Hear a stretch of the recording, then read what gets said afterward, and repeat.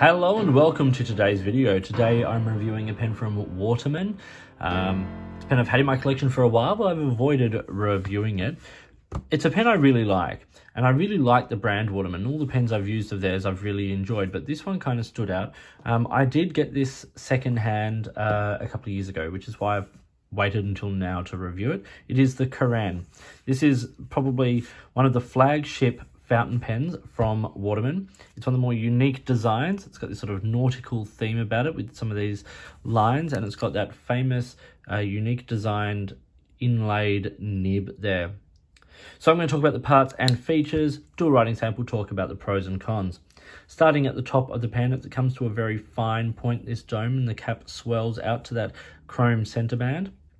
The clip is built in and is spring loaded, and it's very flexible and very functional.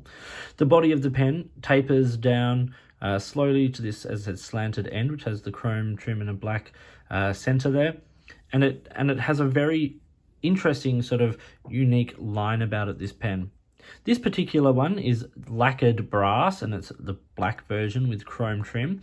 And the chrome trim there is palladium coated. Now, it's a snap cap, and that reveals this nice section that tapers gently down to the point. On the back there we get the breather hole and the F for fine, if that's going to come up on the camera. And then that 18 karat gold inlaid nib. The coating on this nib is rhodium to give it the silver chrome look to match the rest of the pen, and it is a very, very nice nib. The nib is really kind of like one of the main reasons to get the Waterman Carene. It posts very nicely and very securely, making it a lovely pen in the hand. Not a super big pen, but very, very comfortable. And without a defined sort of grip section, you can kind of hold it anywhere. You don't really feel that step down there where the cap, posts, caps, but you can easily hold it there on that chrome-coloured band. The Waterman Carene is a cartridge converter pen, and one is provided with the pen when you buy it. So that's always a plus in my book.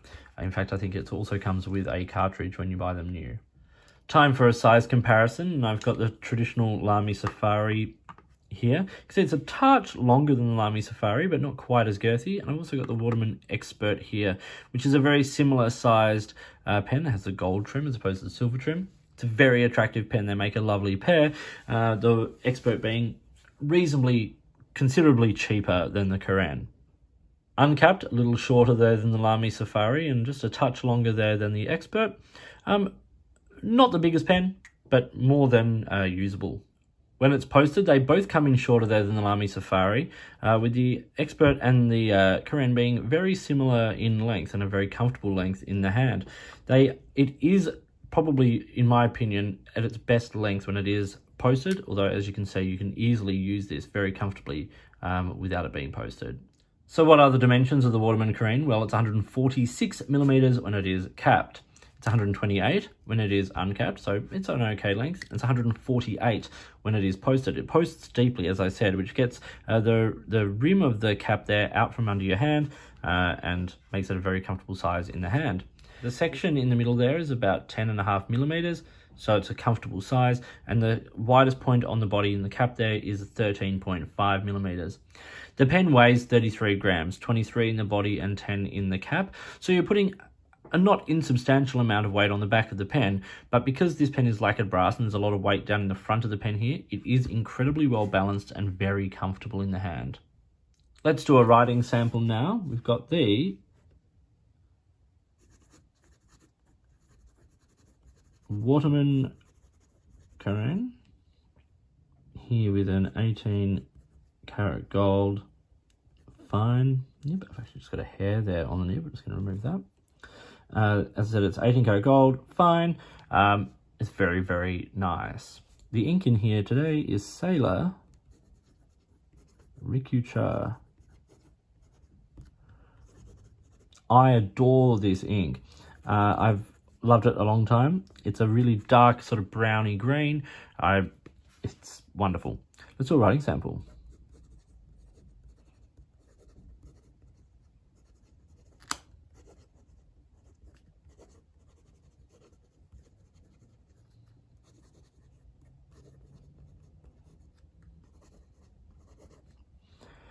There's a tiny bit of feedback on this nib, but it is super smooth and it's got a really lovely flow. It's not super wet, but it is definitely got great flow. Let's do some quick writing.